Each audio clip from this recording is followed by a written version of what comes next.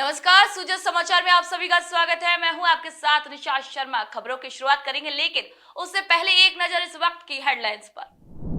जन कल्याण की ओर मजबूत कदम। मुख्यमंत्री श्री भजनलाल शर्मा के नेतृत्व में अंत्योदय संबल पखवाड़े से अंतिम व्यक्ति तक पहुंच रही योजनाएं।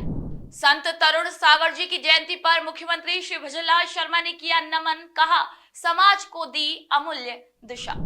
राजस्थान के खेतड़ी अस्पताल में हुआ जटिल गले की गांठ का सफल ऑपरेशन। मुख्यमंत्री श्री भजनलाल शर्मा की पहल ला रही है रंग। कोटा में आदिवासी बेटियों ने नीट में रचा इतिहास। मुख्यमंत्री श्री भजनलाल शर्मा की अनुप्रति योजना ने बदली तस्वीर।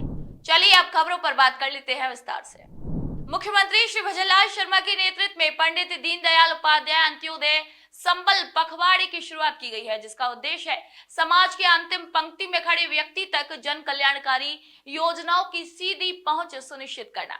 इस पखवाड़े के माध्यम से सरकार ये सुनिश्चित कर रही है कि कोई भी जरूरतमंद नागरिक योजनाओं के लाभ से वंचित न रह जाए। मुख्यमंत्री श्री भजनलाल शर्मा ने स्पष्ट कहा है कि उनकी सरकार अंतिम व्यक्ति के कल्याण को सर्वोच्च प्राथमिकता देती है और यही वजह है कि अंत्योदय संबल पखवाड़ा के जरिए राज्य भर में विशेष जागरूकता और सेवा शिविर आयोजित किए जा रहे हैं, जहां जरूरतमंदों को योजनाओं की जानकारी दी जा रही है और आवेदन की प्रक्रिया को भी सरल बनाया गया है।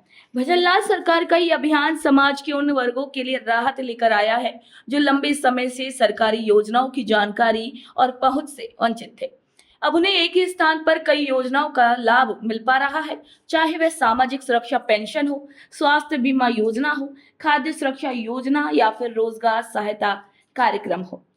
मुख्यमंत्री श्री भजनलाल शर्मा ने आमजन, जनप्रतिनिधियों और प्रशासनिक अधिकारियों से भी अपील की है कि वे जरूरतमंद लोगों को आगे लाने और उन्हें प्रेरित करने का कार्य करें, ताकि सरकार की मंशा के अनुसार हर पात्र व्यक्ति तक सहायता पहुंच सके। मुख्यमंत्री श्री भजनलाल शर्मा ने जैन मुनि श्रद्धेय तरुण सागर महाराज जी की जयंती पर उन्हें कोटि कोटि नमन किया है। उन्होंने अपने आधिकारिक सोशल मीडिया प्लेटफॉर्म एक्स के माध्यम से अपने विचार साझा करते हुए श्रद्धेय मुनिश्री को याद किया और समाज को एक नई दिशा देने वाले उनके विचारों को जन जन तक पहुंचाने का भी संकल्प दोहराया।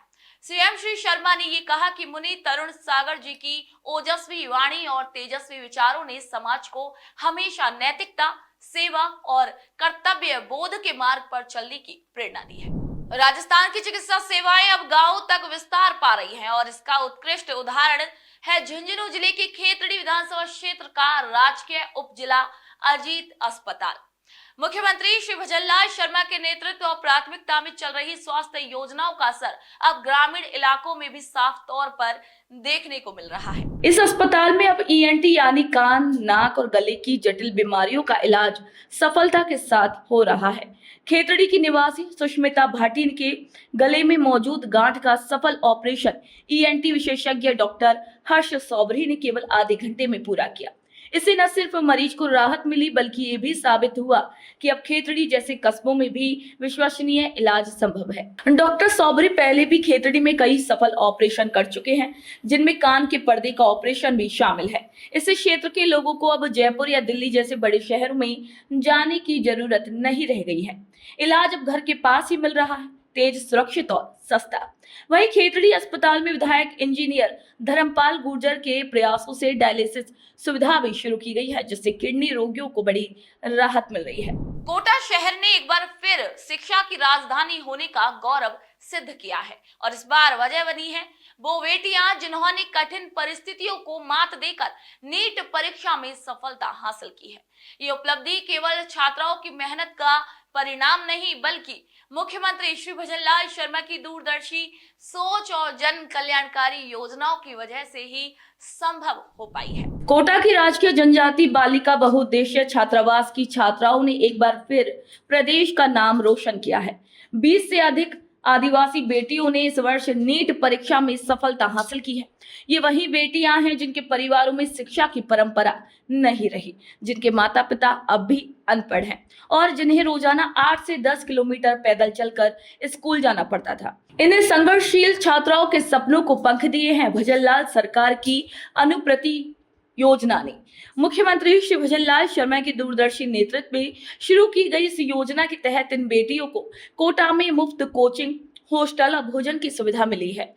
यही नहीं, स्कॉलरशिप के माध्यम से उन्हें आर्थिक संबल भी प्रदान किया गया। बांसवाड़ा की पद्मा ने नीट में 720 में से 465 अंक प्राप्त किए हैं और एसटी रैंक में 789वां स्थान हासिल किया है। खेतों में काम करने वाली किसान पिता की बेटी अब गांव की पहली डॉक्टर बनने जा रही है।